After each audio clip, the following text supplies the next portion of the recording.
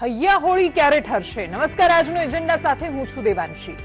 આજે તહેવારનો દિવસ છે, ધૂળેટીનો દિવસ છે, રંગોનો દિવસ છે ને એટલે જ આપ તમામને આ રંગોના પર્વની ખૂબ ખૂબ શુભકામનાઓ, ધૂળેટીની ખૂબ શુભેચ્છાઓ અને તમારા જીવન બસ આવી રીતે સરસ રંગોથી ભરેલું રંગીન રહે એ જ અમે ઈચ્છીએ છીએ।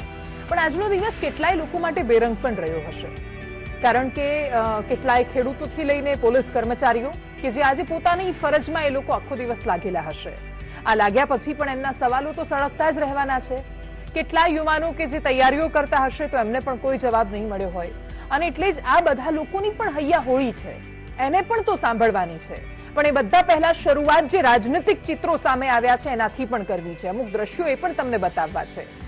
બે દ્રશ્યો આપણી સામે છે। મારી બાજુમાં જે દેખાઈ રહી છે, એક બાજુ આપણા ગૃહ રાજ્યમંત્રી હર્ષભાઈ સંઘવીનો દીકરો છે, એ સરસ રેપ ગાઈ રહ્યો છે, બહુ સરસ રીતે કે હું ગુજરાતી છું, ગુજરાતી રહીશ, એ એમણે ગાયું છે। બીજી બાજુ એક દ્રશ્યો છે જેમાં મનીષ સિસોદિયા, દિલ્હીના ઉપમુખ્યમંત્રી, હોળી રમતા નજરે પડી રહ્યા છે। અને આ બંને ચિત્રો એટલા માટે આજે ચર્ચામાં છે કારણ કે નાનું બાળક, કોઈ પણ એ વ્યક્તિ હોય, એ પ્રધાનમંત્રી હોય, એ મંત્રી હોય કે ખેડૂત હોય, કોઈના પણ માટે પોતાનો દીકરો જ્યારે કંઈક અલગ કરે છે, નાની ઉંમરમાં કંઈક નવું કરે છે, ત્યારે એ પોતાનું પદ બાજુ પર મૂકી જાય છે, ત્યારે એ પિતા હોય છે, ત્યારે એ માતા હોય છે।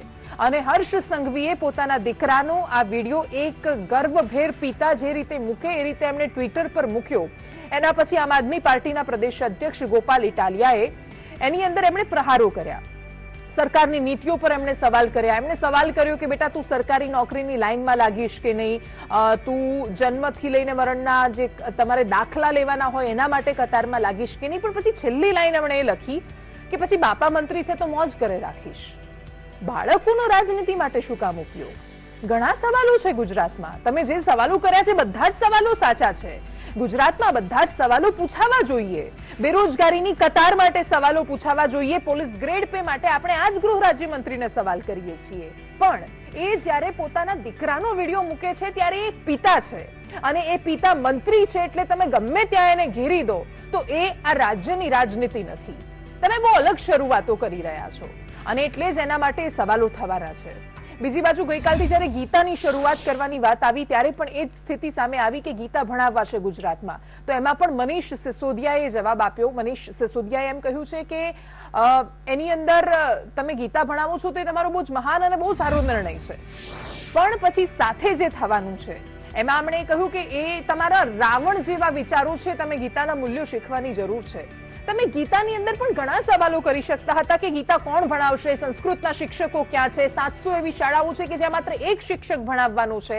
આ અમારા બધાના હૈયાની પણ હોળી છે, અમારા મનમાં પણ સવાલો છે કે એ વાત ખેડૂતની હોય કે પછી કોઈની પણ, કોઈ સવાલો કેમ નથી થતા?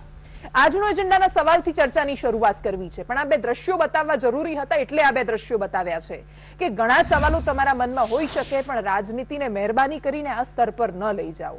અને એટલે જ આજે આ મુદ્દાઓની સાથે એ હૈયાની હોળી પર વાત કરવી છે જે આ રાજ્યનો પોલીસ કર્મચારી પૂછી રહ્યો છે। 17મી તારીખે, આના પહેલાની જે 17મી ફેબ્રુઆરી અમે આ વિષય પર ચર્ચા કરી હતી ત્યારે કહ્યું હતું કે એક મહિનાની અંદર 17મી માર્ચ સુધીમાં આનું સોલ્યુશન આવશે। એની પહેલા 2 મહિના મંગાયા હતા, કોઈ જવાબ નથી મળ્યો એમને। એ શું માંગી રહ્યા છે? અધિકાર તો માંગી રહ્યા છે પોતાનો। જો કોઈ એક પોલીસ કોન્સ્ટેબલને જો એટલો પગાર પણ નહીં મળે જેનો એ હકદાર છે તો એ સવાલ નહીં કરે? શું આ રાજ્યના ખેડૂતને અધિકાર નથી સવાલ કરવાનું કે કેમ એનું શોષણ આજે પણ થઈ રહ્યું છે? અમુક સવાલો ખેડૂતો વર્ષોથી પૂછતા આવ્યા છે। એ કોઈ પણ હોળી હોય, એમના હૈયાની હોળી તો ચાલતી જ રહેતી હોય છે। એના સિવાય આ રાજ્યનો બેરોજગાર અને એ શિક્ષિત બેરોજગાર પણ સવાલો કરે છે કે એના પ્રશ્નોના કોણ જવાબ આપશે? આ સવાલો અમે સતત પૂછીએ છીએ કે આ બધાના લોકોના હૃદયમાં લાગેલી આગ સરકાર ક્યારે ઠારશે? તહેવારના દિવસે પણ આખી દુનિયા જ્યારે રંગોના ઉત્સવમાં મસ્ત હોય ત્યારે આ લોકો પોતાના સવાલો લઈને લાચાર નજરે સરકારની સામે એ લોકો મીટ માંડીને બેઠા હોય છે, સવાલ કરતા હોય છે, સરકારને અપેક્ષા રાખતા હોય છે કે એમને જવાબ મળશે। આપણી સાથે નરેન્દ્રભાઈ રાવત વડોદરાથી જોડાયા છે, કોંગ્રેસના નેતા છે, ભરતસિંહ ઝાલા આપણી સાથે છે, હાર્દિકભાઈ પંડ્યા હેડ કોન્સ્ટેબલ આપણી સાથે જોડાશે, કિશનસિંહ સોલંકી ભારતીય જનતા પાર્ટીના નેતા પણ આપણી સાથે જોડાશે। પણ સૌથી પહેલા રાકેશભાઈ હિરપરાએ સવાલની સાથે શરૂઆત કરવી છે। ગોપાલભાઈએ જે પ્રશ્નો પૂછ્યા બહુ જ વ્યાજબી પ્રશ્નો છે, એ સામાન્ય માણસ કતારમાં ઊભો હોય એના માટે સવાલ છે। આ બધા જ પ્રશ્નો પણ બાળકોને પોલિટિકલ ટૂલ શું કામ બનાવો છો? તમે હર્ષભાઈને જ્યારે પૂછી રહ્યા છો તો બીજી કોઈ વાત પર પૂછો ને, સીધા પૂછો ને એમને। એમના બાળકના વિડીયોને લઈને તમે જ્યારે આ વાત કરો છો, એમની સ્પષ્ટતા મેં સાંભળી લીધી છે. એમની સ્પષ્ટતામાં એમણે જે સવાલો કર્યા છે એ પણ બધી વાત સાચી છે. એ સવાલો પૂછવાનું માધ્યમ એમણે જે નક્કી કર્યું છે એ ક્યારેય સ્વીકાર્ય ન હોય.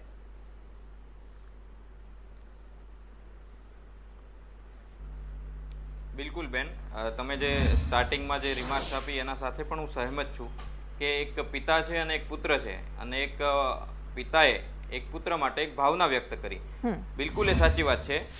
પણ સાથે સાથે હર્ષભાઈ છે એક રાજ્યના અને એક બહુ જવાબદાર રાજ્યના ગૃહમંત્રી છે, ગૃહ રાજ્યમંત્રી છે. અને બિલકુલ એક સ્વાભાવિક વાત છે કે એના ટ્વિટર હેન્ડલ ઉપર જે વાત લખવામાં આવી હોય એ બિલકુલ એટલા માટે લખવામાં આવી હોય કે એ વાત એવું નથી કે એના બાળકને કે પેલા કુમળા બાળકને ટાર્ગેટ કરીને લખવામાં આવી હોય, એવું નથી. બાપા મંત્રી છે એટલે મોજ જ કરીશ. નહીં, આ વાક્ય હતું રાકેશભાઈ, જે પિતા છે, જે વાંચવાના છે. ના રાકેશભાઈ, જો આ વાક્ય ના હોત તો કદાચ અમે આટલી ઉગ્રતા સાથે સવાલ જ ન કરતા. છેલ્લું વાક્ય એવું હતું કે બાપા મંત્રી છે એટલે બેટા મોજ જ કરીશ. હેલો બેટાથી શરૂઆત છે. એમાં એ ગૃહ રાજ્યમંત્રીને નથી પૂછી રહ્યા. તમે વાંચો હોય તમને ખબર પડશે. તમે તમારા માટે લખ્યો હોત તો તમને પણ દુઃખ થતું. હું જ્યારે છું અહીંયા બેઠી છું, પત્રકાર છું, પણ હું જો મારા દીકરાનો ફોટો ત્યાં મૂકું છું તે વખતે હું એક માં છું. અને એ વખતે તમે બીજા કોઈ ટ્વીટ પર લખ્યું હોત તો આટલા સવાલો ન હોત. રાકેશભાઈ, જે ખોટું કર્યું છે એનો તો અમે સવાલ કરીશું.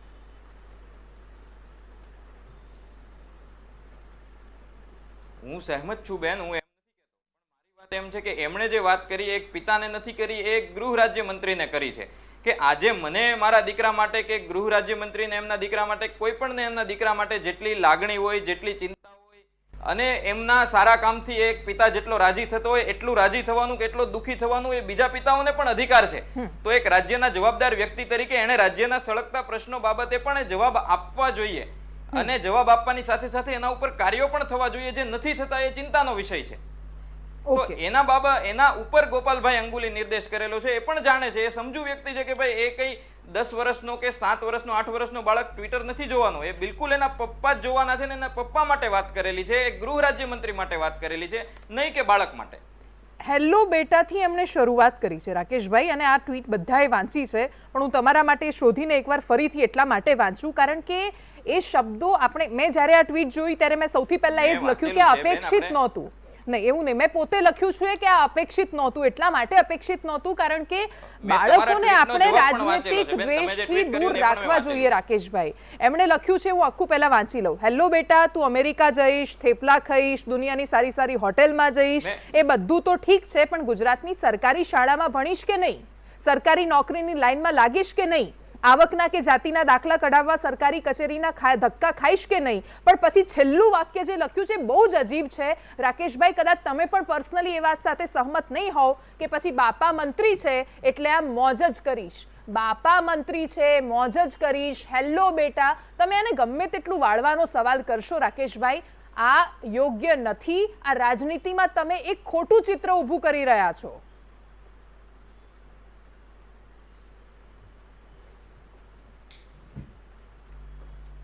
વાત તમારી વાત સાથે સહેમત છું બેન. હું તમારો વિરોધ નથી કરતો. એક પિતા તરીકે એક બાળકના માતા કે પિતા તરીકે એમને દુઃખ થયું હોય, એક બાળકને પણ દુઃખ થયું હોય તો એક પિતાની અને એક બાળકની હું માફી માંગવા માટે તૈયાર છું, એનો વાંધો નથી.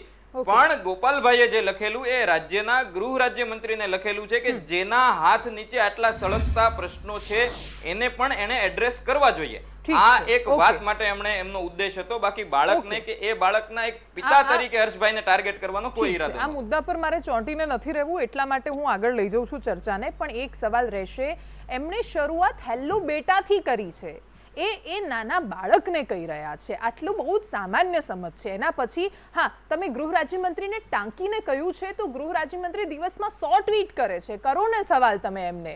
મારી સાથે હાર્દિકભાઈ પંડ્યા બેઠેલા છે, એ પોતે હેડ કોન્સ્ટેબલ છે, અને આજ ગૃહ રાજ્યમંત્રીએ વચન આપીને એમને તરછોડી દીધા છે. એમને જવાબ નથી આપ્યો ને અમે અહીંયાથી એમને લાખવાર સવાલ કરીએ છીએ. એમને આકરાથી આકરા સવાલો અમે અહીંયાથી જ કરીએ છીએ. પણ દરેક વાતની ગરિમા હોય, એક મર્યાદા જળવાવી જ જોઈએ રાજનીતિમાં, અને એ કોઈ પણ મૂકી દે તો એ ન ચાલે. કિશનસિંહ સોલંકી પણ આપણી સાથે જોડાઈ ગયા છે. ચર્ચાને આગળ લઈ જવી છે, નરેન્દ્રભાઈ પાસે પણ જવું છે. પણ કિશનસિંહ, મેં ગૃહ રાજ્યમંત્રી વાળી ચર્ચા આખી મૂકી દીધી છે, એટલે આપણે એ વિષય પર નથી જવું ચર્ચામાં. એમ પણ એ મારા વિષયનો હિસ્સો હોઈ પણ ન શકે. એક બાળકને આપણે આમાં વચ્ચે લાવવું જ નથી. પણ હવે એક જેમ ગીતાનો મુદ્દો છે, બાકીના બધા મુદ્દા છે, દરેક મુદ્દા પર સરકારમાંથી જવાબ મળે છે. પણ આ જે લોકો બાજુમાં બેઠા છે, કોઈ ખેડૂતનો પ્રતિનિધિ છે, કોઈ હેડ કોન્સ્ટેબલનો પ્રતિનિધિ છે, અને હજારો લાખો કોન્સ્ટેબલના એ લોકો પ્રતિનિધિ છે, એમની હૈયાની હોળી પણ તો તમારે ઠારવી પડશે. Devanshi, good evening. ચોક્કસપણે જ્યારે ભારત પર સંકટ આવ્યું છે ત્યારે સનાતન ધર્મ એકમાત્ર, અને નોટ ઓનલી ધ ઇન્ડિયા, આખા વિશ્વ પર ક્યારેય પણ સંકટ આવ્યું છે તો રાહ ચીંધનાર કોઈ હોય તો એ સનાતન ધર્મ જ છે. એટલા માટે જ ગીતાની વાત કરવી પડી છે.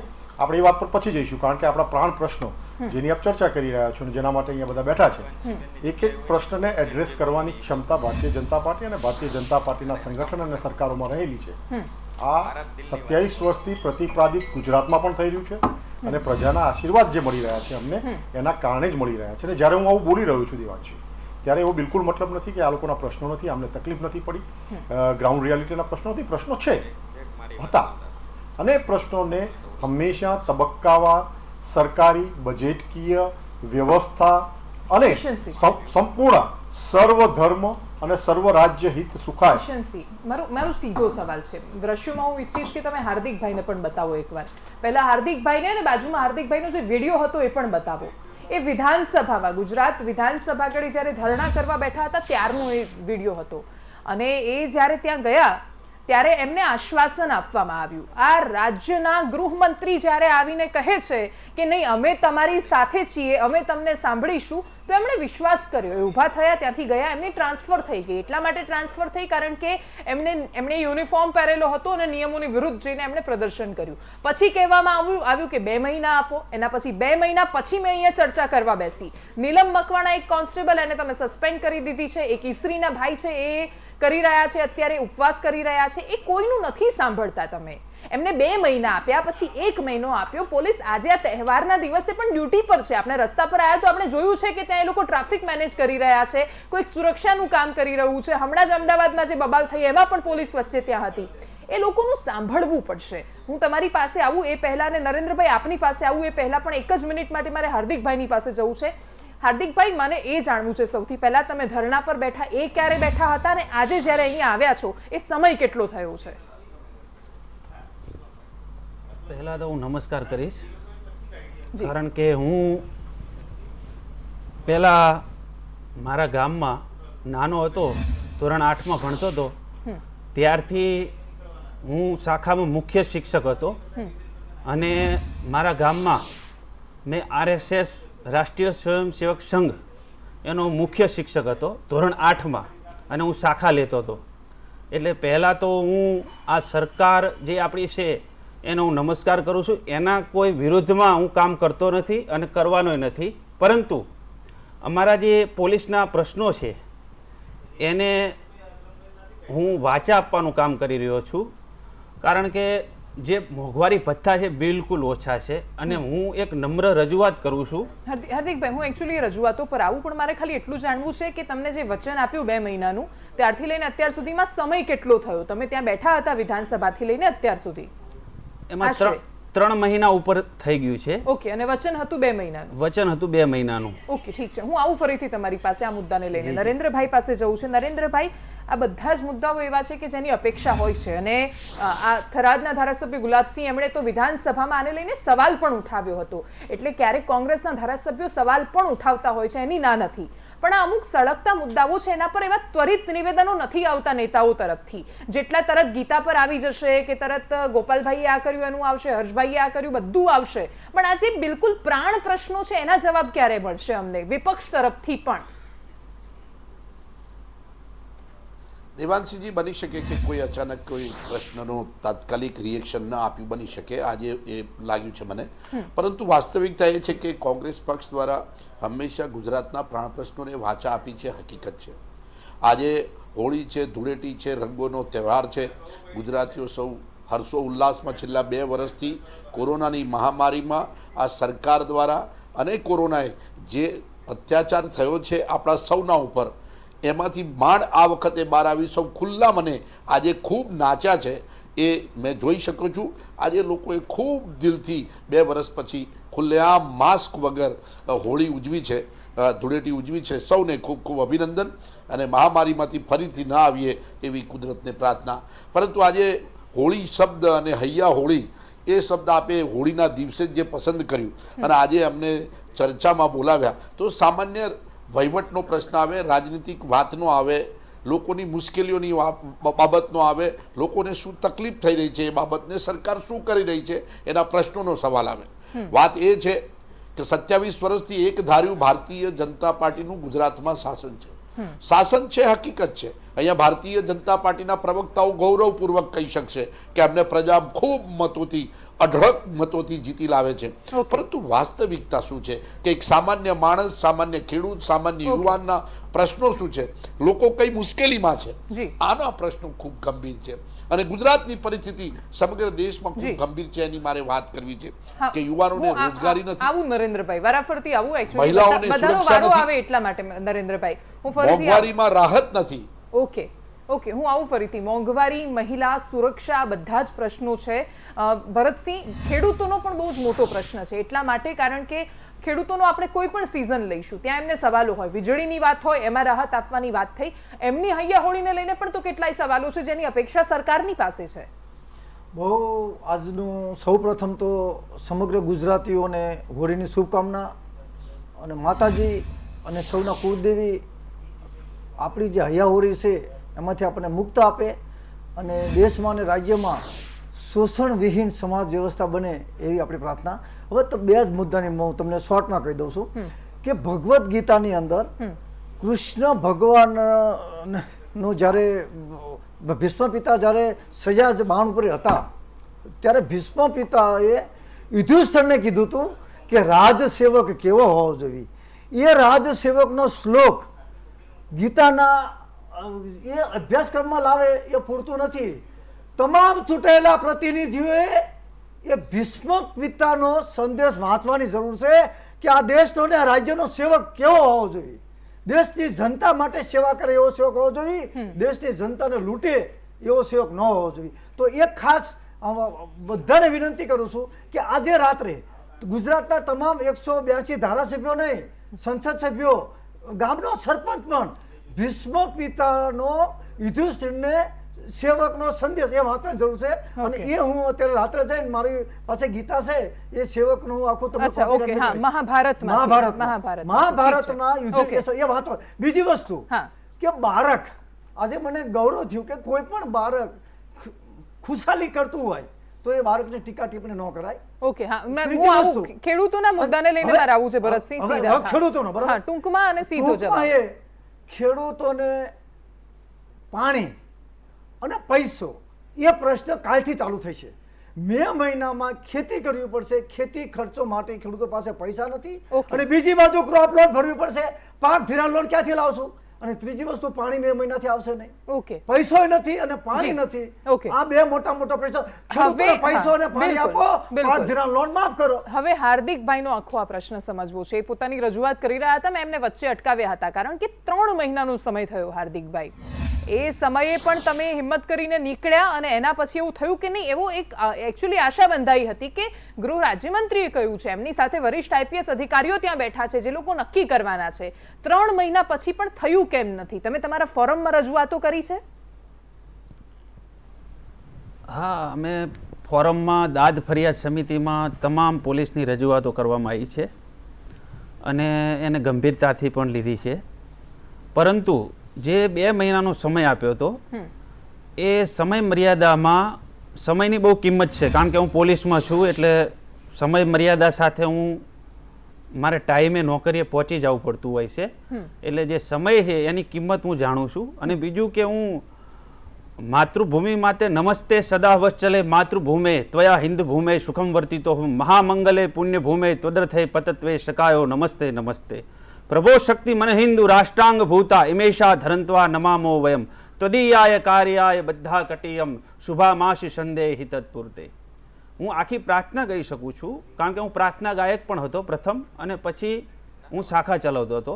એટલે મારે કોઈ બીજો કોઈ વાત નથી. પરંતુ એટલે એકચ્યુઅલી તમે એકચ્યુઅલી વારંવાર ક્લેરિફિકેશન આપી રહ્યા છો એ હું સમજી રહી છું કે તમે એવું કહેવા માંગો છો કે હું દેશભક્ત જ છું, હું માતૃભક્ત જ છું અને મને સરકારથી વાંધો નથી, મારો મુદ્દો સોલ્વ કરો. એટલે તમે Yes. હું સીધી રીતે કહી દઉં કે Yes, એ એવું yes. કહેવા માંગે છે ટૂંકમાં કે એમની બદલી કે સસ્પેન્શનના વિચારો કાઢી નાખો, એમનો જે મુદ્દો છે એ સોલ્વ કરો. અને હાર્દિકભાઈ, પ્રશ્ન શું છે તમે, કેમ કે તમે જ્યારે ઘણીવાર મને ફોન કરતા ત્યારે પણ કહેતા હતા કે ઇનામના પૈસા નથી મળતા, કપડાં ધોવાના અમુક રૂપિયા, સાયકલ ભથ્થા, એ શું છે ટૂંકમાં કહી દો તમારી વાત. એમાં 2017માં મેં એક કામગીરી કરી હતી. 12,99,000નો મુદ્દામાલ મેં બાપુનગર પોલીસ સ્ટેશનમાં પકડ્યો હતો અને 8 થી 9 ગુના ડિટેક્ટ કર્યા હતા. એવી સારી કામગીરી મેં કરી છે અને એમાં મને સારા ઇનામો પણ મળ્યા છે. મુંબઈથી પણ અમે આરોપી પકડી લાયા હતા. ઓકે. 2003નો એ વોન્ટેડ. ઇનામો કેટલા હોય છે, એની રકમ શું હોય છે? ઇનામોમાં મને 400 રૂપિયા ઇનામ મળ્યું છે. પછી Okay. એક 200 રૂપિયા છે. ઓકે. પછી 50 રૂપિયા ઇનામ છે. આવા મને લગભગ 15 થી 20 ઇનામો મળ્યા છે. અચ્છા. અને સાયકલ ભથ્થું કેટલું હોય છે? સાયકલ ભથ્થું 20 રૂપિયા છે. અને વોશિંગ અલાઉન્સ કેટલું હોય છે? વોશિંગ એલાઉન્સ 25 રૂપિયા છે. અચ્છા. અને જે તમને ઇનામ મળે એ તમારા ખાતામાં આવે છે? 400 રૂપિયા કે 200 રૂપિયા આવે છે? ના, એ હજુ સુધી મારા એકાઉન્ટ જે મારું પગાર ખાતું છે એમાં જમા નથી થયા. Okay. અને મારી તમારા- સર્વિસ શીટમાં બોલે છે. પરંતુ અચ્છા. અને તમારો પગાર કેટલો છે? મારો પગાર અત્યારે હું ફૂલ માં આવી ગયો છું, એટલે મારો 23,800 પગાર છે. ફૂલમાં આવ્યા પછી હા, 23,800. હા. અને જનરલી હોય છે કેટલો એ? ફૂલમાં ન આવો ત્યાં સુધી, 5 વર્ષ ના થાય, 10 વર્ષ ના થાય ત્યાં સુધી? એ મારી વખતે તો અમે 2009 ભરતી છીએ. હા. તો એમાં 2500 રૂપિયામાં મારી જે આપણે નરેન્દ્રભાઈ મોદી સાહેબ વડાપ્રધાન છે આપણા ભારત દેશના, મને ગર્વ Okay. છે હા. કે સાહેબ ઉપર એટલું ગર્વ છે. હા. એ વારંવાર સ્પષ્ટતા નહીં અને કરો તો ચાલે, તમે એમાં- સીધી વાત કરી દો. હા. હા, એટલે પગાર જનરલી કેટલો હોય છે પોલીસનો, જનરલ કોન્સ્ટેબલનો? 2500 રૂપિયા ફિક્સમાં ભરતી કરી હતી અમારી 2009માં, અને અત્યારે 23,800 મારો છે, અને અત્યારે જે ફિક્સેશન છે એમાં 19,700 છે. રાકેશભાઈ, મુદ્દા તો ઘણા બધા છે ગુજરાતમાં કે જેને લઈને આમ આદમી પાર્ટી મુદ્દાઓની આધારે રાજનીતિ કરીને સરકારને ઘેરી શકે છે, સરકારની સામે સવાલ પણ કરી શકે છે. પણ આમ આદમી પાર્ટી જે મુદ્દાઓ પસંદ કરે છે હમણાંથી, જેમ જે રીતે અથવા જે રસ્તાઓ પસંદ કરે છે, જેમ ગોપાલભાઈએ પસંદ કર્યો, ગીતા પર જે રીતે આખો વિવાદ શરૂ થયો, પછી ઈસુદાનભાઈ પ્રતિક્રિયા આપે છે તો એમાં કહે છે રામાયણ પણ ભણાવવી જોઈએ. તમે મુદ્દાઓના પ્રવાહમાં વહી જાઓ છો એવું લાગે છે અત્યારે.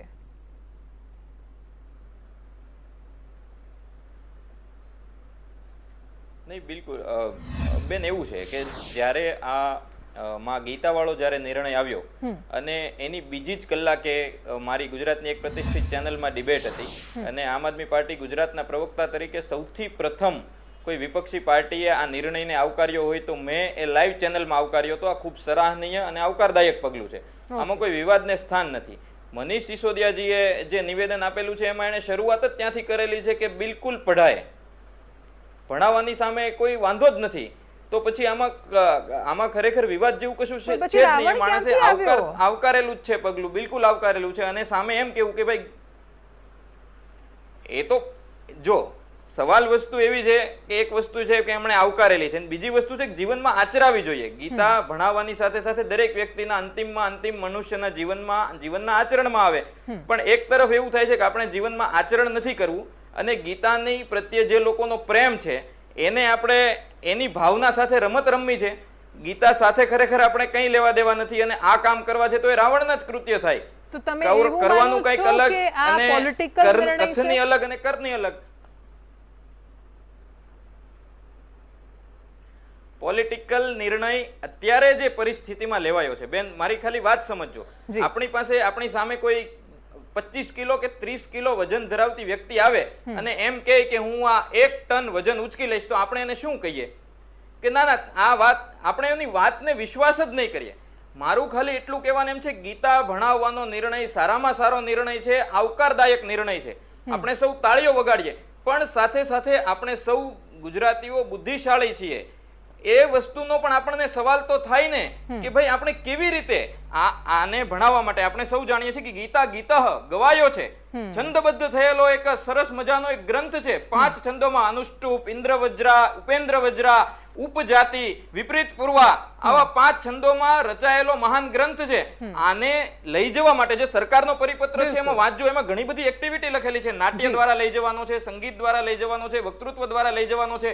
મારું ખાલી એટલું કહેવાનું છે કે આના શિક્ષકો ક્યાં? કેટલી શાળા, છેલ્લે સંગીતના શિક્ષકોની ભરતી ક્યારે થયેલી, છેલ્લે ચિત્રના શિક્ષકોની ભરતી ક્યારે થયેલી? જી. અત્યારે જેટલી શાળાઓ છે એની પાસે પૂરતા શિક્ષકો છે ખરા? મુખ્ય વિષયોને ગણિત, વિજ્ઞાન, ઓકે. સામાજિક વિજ્ઞાન, ભાષાને ભણાવવા માટેના શિક્ષકો પણ છે ખરા? ઓકે, એટલા માટે મારે વજનનું ઉદાહરણ આપવું પડ્યું બિલકુલ કે બિલકુલ વાત આપણે કરવી છે, બિલકુલ ભણાવવું છે, ભણાવવું છે, ભણાવવું છે, પણ કેવી રીતે એનો તો જવાબ આપે. કઢળક સવાલો ભેગા થયા છે કિશનસિંહ તમારી પાસે, અને હાર્દિકભાઈએ તો આખું નમસ્તે સદા વત્સલે કહી દીધું, એટલે એ દેશદ્રોહી પણ નથી, અને એટલે એમણે સવાલ કર્યો છે, એમને અપેક્ષા જવાબની છે. હાર્દિકભાઈને આપણે પ્રથમ રિવ્યુ કર્યો અને રાકેશભાઈ હસી રહ્યા છે. તો પ્રથમ તમારું સંસ્કૃત યુનિવર્સિટીનો જવાબ આપો. આપણે ગાને એટલે વારાફરતી શરૂ કરીએ. 1791 વારાણસીથી શરૂ કરી ઓકે, અને 2018 કૈથલ હરિયાણા, યુપી, મહારાષ્ટ્ર, વેસ્ટ બેંગાલ, તમિલનાડુ, બિહાર, આંધ્રપ્રદેશમાં અચ્છા, તમારા અવાજમાં કંઈક પ્રોબ્લેમ આવી રહ્યો છે, કોઈ આવીને પહેલા એ સોલ્વ કરો. અવાજ બિલકુલ નથી આવી રહ્યો ઓનર, હાલો હાલો અવાજ એમનો બિલકુલ નથી જઈ રહ્યો. પીસીઆર ઓકે, ઠીક છે, એ કોઈ ઓડિયોમાંથી મોકલી અને એમનો અવાજ પહેલા ઠીક કરાવો અને પછી એમની વાતને આગળ લઈ જાઓ. મારે એકચ્યુઅલી જવાબો તમારી પાસેથી જ લેવા છે, એટલે તમારો ઓડિયો નથી આવી રહ્યો મારા માટે થોડી વધારે દુઃખની વાત છે. પણ નરેન્દ્રભાઈ પાસે જાઉં અને પછી હાર્દિકભાઈને પાસે આવું. નરેન્દ્રભાઈ, જે પોલીસનો મુદ્દો છે, બાકી યુનિવર્સિટીઝના ને બધાના મુદ્દાની સાથે પોલીસનો મુદ્દો એવો છે કે જેના પર વાત કરવી પણ જરૂરી છે, કારણ કે એમનું પોતાનું યુનિયન નથી, એ લોકો એટલા બધી સંખ્યામાં સામે નથી આવી શકતા. એક જયદીપસિંહ છે, ઈસરીમાં છે, કે જે કેટલાય દિવસથી ઉપવાસ પર છે, એક હાર્દિકભાઈ સામે આવે છે, એક નીલમબેન સામે આવે છે. આ 2-3 લોકો છે, બાકી બધા તો તમે આગળ શહીદ થાવ પણ અમે તમારી પાછળ છીએ એમ કરીને ઊભા રહે છે. પણ આમના માટે કોણ અવાજ બનશે? એ લોકોનો પોતાનો જાતે અવાજ નથી કોઈ. જી, આપ બહુ પરફેક્ટ વાત કરી રહ્યા છો કે જે પ્રકારે પોલીસની બાબતમાં, નોકરીની બાબતમાં ખૂબ સુધારાઓ જરૂરી છે, સ્પષ્ટ છે. અને આપે અત્યારે આ પંડ્યાજીને અહીંયા બોલાવી ફિક્સમાં મૂકી દીધા હોય, એમને વારંવાર સદાવત્સલે ગાવું પડે છે કે હું સરકાર વિરોધી નથી અને એમની નોકરીને જોખમ ના આવે એની પહેલાં પાળ બાંધી પોતે આરએસએસના છે. વારંવાર તમે પ્રશ્ન પૂછતા હતા કે તમારે ભથ્થું કેટલું મળે છે, એની જગ્યાએ એ પોતે દેશભક્ત છે એની વાત વધુ કરતા હતા. એટલે એ વાત સાચી છે, વ્યક્તિની વાત નથી. આ સરકારની સામે કોઈ પ્રશ્ન ઉઠાવવો પણ એ ખૂબ મોટી વાત છે. દેવાંશીજી, આપે ભૂતકાળમાં પત્રકાર તરીકે બિન સચિવાલયની બાબતમાં બી ખૂબ લડ્યા છો. આપ જાણો છો કે લોકોની પરિસ્થિતિ શું છે. આજે હૈયા હોળીની વાત હોય, ઘણા બધા મુદ્દાઓ છે. હવે એટલા બધા મુદ્દાઓ છે કે જેમાં ક્યાંથી શરૂઆત કરવી. મારી તો ફર્સ્ટ છે કે અત્યારે કાશ્મીર ફાઇલ્સની બાબતમાં સરકારે કરમુક્તિ જાહેર કરીને પ્રધાનમંત્રી પણ ખૂબ ગંભીર હોય ને એક પિક્ચર પાછળ કાશ્મીરીનો જે ન્યાય આપવાની વાત કરતા હોય, તો હું બેરોજગારીના પ્રશ્નની જ વાત કરીશ. હમણાં એક ઉદાહરણ આપવા માંગુ છું કે જાન્યુઆરી માસમાં 6 થી 9મા ધોરણના વિદ્યાર્થીઓને જે શિષ્યવૃત્તિ માટે એપ્લિકેશન માટે એની ફી ઉઘરાવવામાં આવી, તો લગભગ 90 લાખ રૂપિયા ફી ઉઘરાવવામાં આવી. અને એના બાદ જે એમને શિષ્યવૃત્તિ આપવાની હતી એ ફક્ત 36 લાખ રૂપિયા હતી. એટલે 44 લાખ રૂપિયા સરકારે શિષ્યવૃત્તિ આપવા માટે ગુજરાતની ગરીબ પ્રજાના વાલીઓને લૂંટી લીધા. મારું તો ચેલેન્જ છે આ ગવર્મેન્ટને કે મહેરબાની કરીને જો તમે તમામ બાબતોમાં ગંભીર હોય ને પિક્ચરને ફ્રી બનાવી દેશભક્તિ પેદા કરતા હોય, તો મારું તમને એટલું કહેવું છે કે તમામ જે સરકારી ભરતીઓમાં જે તમે ફી લઈ રહ્યા છો એ ફી બંધ કરી દો. આ ગુજરાતનો બેરોજગાર પાસે પૈસા નથી. આમાં એવું થશે કે તમે કાશ્મીર ફાઇલ્સની વાત શરૂ કરશો પછી અમારે બીજી બધી હિંમતોની જરૂર નથી. બિલકુલ, આમાં એવું થશે કાશ્મીર ફાઇલ્સ પર એકવાર વાત શરૂ થશે પછી એ બંધ નથી થવાની. મારો આખો વિષય અલગ છે, એ બીજા વિષય પર ચર્ચા ચડી જશે, આડા પાટે ચડી જશે. બિલકુલ, એટલે આડા પાટે ચડશે, એટલા માટે હું તમને રોકી રહી છું. નરેન્દ્રભાઈ, હું આવીશ ફરીથી તમારી પાસે. બિલકુલ, એમનું વાત છે બેરોજગારી. એમની પાસે જે ફીસ લેવામાં આવે છે પરીક્ષાની એ માફ કરી દેવી જોઈએ. એ લોકો પણ બહુ જ પ્રતાડિત થાય છે, પણ એમના કોઈ સવાલનો મારે નરેન્દ્રભાઈ જવાબ નથી. કિશનસિંહ, મારે નરેન્દ્રભાઈના કોઈ સવાલનો જવાબ નથી જોઈતો. મારે કાશ્મીર ફાઇલ્સ પણ વાત નથી કરવી. સીધા તમે શરૂઆત કરો, એક એક પછી એક. પહેલા કોન્સ્ટેબલથી શરૂઆત કરો. કોન્સ્ટેબલથી શરૂઆત કરીશ, પણ સી નરેન્દ્રભાઈ જ્યારે કાશ્મીર પ્લીઝ પ્રેમ બતાવી રહ્યા છે, તો મારે એમને એટલીસ્ટ કાશ્મીરના નામથી ને પંડિતોના નામથી કોંગ્રેસ કેમ આટલી બધી શોકમાં અને તકલીફમાં ગરકાવ થાય છે? પછી વીપીસી પર વાત પહોંચશે એટલે છોડી દો. એટલે આપણે હાર્દિકભાઈની વાત પર આવી. તમે ખૂબ ગંભીર ગવર્મેન્ટ હોય, ગંભીર લોકો નહીં, આ મને એટલે જ મને હંમેશાથી એવું લાગે કે ભાજપ કોંગ્રેસનું કંઈક સેટિંગ છે. તમે જાણી જોઈને આ મુદ્દાઓને લાવો છો. ના, આ કોઈ મુદ્દાને નહીં. નરેન્દ્રભાઈ ના, ના, આટલા ઓકે. વર્ષો જતા ના, રહ્યા ના, કાશ્મીર કિશનસિંહ, પંડિતો માટે કિશનસિંહ. તમે કંઈ ના કરી શક્યા એનું દુઃખ કિશનસિંહ. તમને હોય એ સ્વાભાવિક કિશનસિંહ, છે. હજારો કોન્સ્ટેબલ તમારી સામે Yes, અપેક્ષાથી જોઈ yes, રહ્યા yes. હશે એટલે અત્યારે. see, કોન્સ્ટેબલો માટે પોલીસ રિફોર્મ્સ ઘણા સમયથી ચાલુ પ્રોસેસ છે, ડિમાન્ડ છે, અને પોલીસ રિફોર્મ્સ માટે ભારતીય જનતા પાર્ટીની સરકારો હંમેશા કામ કરતી આવી છે. પણ ફૂલ ફ્લેન્જમાં જે પોલીસ રિફોર્મ્સ જોઈએ, જેમાં રોજગારી પણ આવે છે ને એમનો પે સ્કેલ પણ આવે છે, એમનો ડ્રેસ પણ આવે છે ને એમનું હાઉસિંગ પણ આવે છે, એમના ડ્યુટી અવર્સ પણ આવે છે ને એમનો હેલ્થનો વિષય પણ આવે છે. તો ચોક્કસપણે સરકાર ચિંતિત છે ને હું એટલા માટે બોલી રહ્યો છું કે પોલીસ એડવાઇઝરી કમિટીના મેમ્બર હોવાના નાતે મને અમુક વિષયોની ખબર છે અને પોલીસ રિફોર્મ માટે પોલિટિકલ પાર્ટીઓના સપોર્ટની સાથે સાથે જે લોકો ડિમાન્ડ કરી રહ્યા છે એમની વાત પણ બહુ ગંભીરતાથી સાંભળવામાં આવી રહી છે.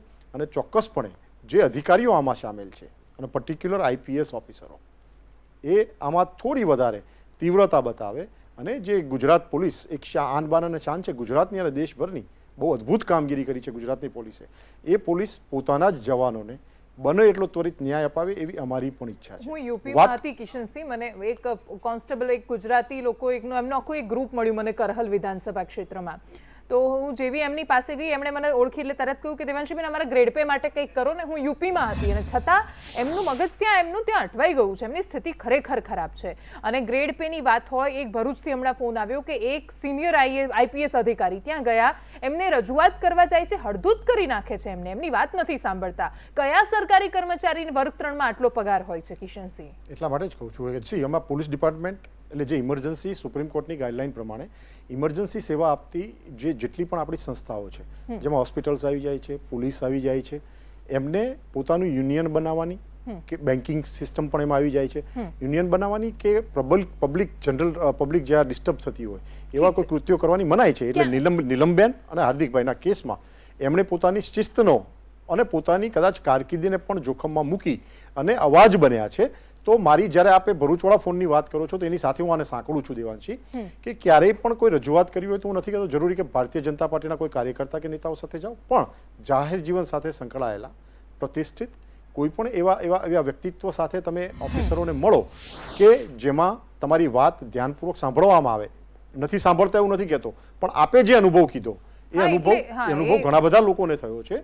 એટલે કોઈ પણ એવું નહીં. મને કિશનસિંહ ખાલી ટૂંકમાં એટલો જવાબ આપી દો કે આથી પહેલા 17મી ફેબ્રુઆરીએ હું ચર્ચા કરવા બેસી હતી ત્યારે મને કહ્યું હતું કે 17મી માર્ચ છેલ્લી ત્યાં સુધીમાં બધો નિવેડો આવી જશે. હવે તમારી પાસે કોઈ તારીખ છે? તારીખ એટલે દેવાંશી, જ્યારે આંદોલનો ચાલતા હોય, જ્યારે કમિટીઓ નિમાતી હોય, જ્યારે મંત્રીશ્રીઓ અથવા શાસક પક્ષ જ્યારે કોઈ વાતનું નિરાકરણ લાવતો હોય તો દરેક વસ્તુ આપણા ત્યાં બજેટકીય વ્યવસ્થાઓ શેના માટે છે, શેના માટે દર માર્ચમાં આપણે બજેટ આવે છે, એ બજેટમાં બજેટકીય વ્યવસ્થાઓમાં જે પણ ડિમાન્ડો છે એ ડિમાન્ડોને મિનિસ્ટ્રી ઓફ ફાઇનાન્સની પરમિશન જોઈએ. એટલે એ વસ્તુ ચોક્કસપણે થશે. હજી એક વસ્તુનો મારો જવાબ બાકી છે કે આપણા ભારતમાં ટોટલ 18 યુનિવર્સિટીઓ છે સંસ્કૃતની.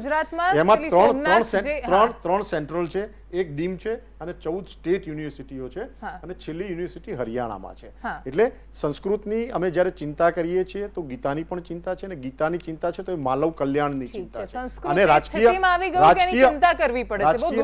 રાજકીય દ્રષ્ટિએ ગીતાને જોવાની જરૂર નથી, માનવ હિતની દ્રષ્ટિએ ગીતાને જોવાની જરૂર છે. વિપક્ષ ગમે તે કરે, સિસ્ટમ અમારી જ ચાલશે. ઓકે, વિપક્ષ ગમે તે કરે, સિસ્ટમ અમારી જ ચાલશે. છેલ્લે તો આમ ધમકી વાળો અવાજ લાગ્યો અમને. હું આવું ફરીથી, પણ પહેલા હાર્દિકભાઈની પાસે જવું છે. આજ રાજનીતિ છે. અચ્છા, હા, ઓકે. હાર્દિકભાઈ, હવે મારી પાસે ચર્ચામાં તમે તમારા મુદ્દા કહ્યા, એમણે એમનું કહ્યું, પણ હવે મને કહો કે તમને ભરોસો છે કે એ કરી દેશે હવે? કેમ કે બીજું તો શું થાય, આપણે દર થોડા દિવસે ડિબેટ તો કરી નથી શકવાના આ વિષય પર. હવે તમામ બીજા ખાતાઓ છે એના કરતાં પોલીસનો પગાર બિલકુલ ઓછો છે. એ તો તમામને ખબર છે કે પોલીસનો પગાર નિમ્ન કક્ષાનો છે. અને આ જે છે હવે પોલીસ કર્મીઓ આશા ઉપર છે, કારણ કે પોલીસ કર્મીઓ ડિસિપ્લિનમાં આવે છે અને હું પોતે હાલ રજા ઉપર છું, એટલે મારી ઉપર તો હાલ કોઈ એક્શન લેવામાં નહીં આવે એવી તમને અપેક્ષા છે? એવી મને અપેક્ષા છે, કારણ કે હું હાલ રજા ઉપર છું. ઓકે, ના એટલે મારો સવાલ શું છે આમાં કે મેં જ્યારે પહેલી વાર તમે જ્યારે ત્યાં બેઠા ત્યારે પણ અમે સારું એવું એ દિવસે અમે અવાજ ઉઠાવ્યો હતો. એ વખતે અમે જે મેક્સિમમ કરી શકતા હતા એ દિવસે કર્યું. એના પછી નીલમ મકવાણાના કેસમાં કર્યું, આંદોલન સમયે કર્યું, જયદીપસિંહ ઉપવાસ પર છે કહ્યું. તમે અમે દર થોડા દિવસે આ વિષય પર ચર્ચા નથી કરી શકવાના. સવાલ એ છે કે તમને ભરોસો છે હવે કે સરકાર કરી દેશે આ વિષય પર સોલ્યુશન કંઈક આવશે એવી વાત? ભરોસો તો છે જ, કારણ કે હવે રાખવો જ પડશે અમારે. અચ્છા, ઓકે. એટલે છૂટકો પણ ક્યાં છે પછી બીજું? હા, રાખવો જ પડશે. ઓકે, ઠીક છે. ભરોસાની ભેંસ પાડો જણે ને એ સારું કહેવાય. અચ્છા, હા, ભરતસિંહની પાસે જ જવું હતું. ભરતસિંહ કહી રહ્યા છે, એમને બતાવો. હા, ખાસ કરીને હાર્દિકભાઈને સરકાર પગલા ના લે એનું ધ્યાન રાખજો દેવાંશીજી.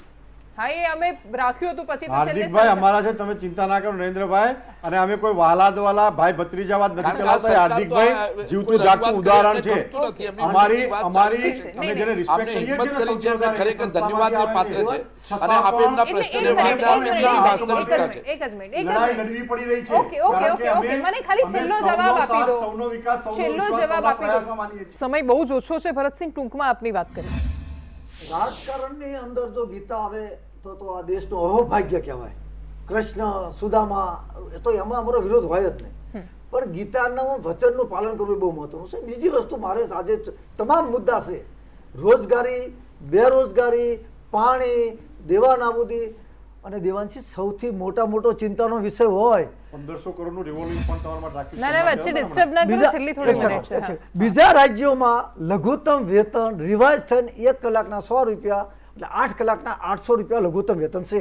ચાહે દિલ્હી હોય, મદ્રાસ હોય, મહારાષ્ટ્ર હોય કે મધ્યપ્રદેશ હોય. તો ગુજરાતની અંદર આઉટસોર્સિંગ થી ભરતી કરી છે. ગાંધીનગર મુખ્યમંત્રી કાર્યાલયમાં ગેટ પાસ બનાવવા હું જાઉં તો એ મને કહે છે કે ભરતજીભાઈ તમે ટીવીમાં અમારું બોલજો. અમને માત્ર 9000 રૂપિયા પગાર મળે છે. આઉટસોર્સિંગ પર મેં 1 કલાક હમણાં થોડા દિવસ પહેલા ચર્ચા કરી. વાત સાચી તમારી. ના, એવું મોંઘવારી અને ફુગાવાના આધારે પગાર વધારો કરવો જોઈએ. ખેડૂતોના રાકેશભાઈની પાસે જવું છે. રાકેશભાઈ, 30 સેકન્ડમાં આપની છેલ્લી વાત જે તમારે મૂકવી હોય.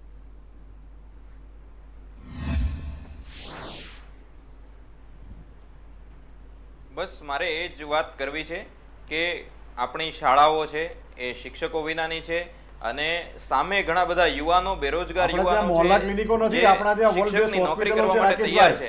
સરકાર આ બંને વચ્ચેનો બ્રિજ બને તો યુવાનોને રોજગાર મળે અને સામે બાળકોને હાર્દિકભાઈ 10 સેકન્ડમાં તમારી વાત કરી લો. એકબીજાને ડિસ્ટર્બ ન કરો. ઓકે, ડિસ્ટર્બ ન કરો. હાર્દિકભાઈ, ટૂંકમાં આપની વાત કહી દો.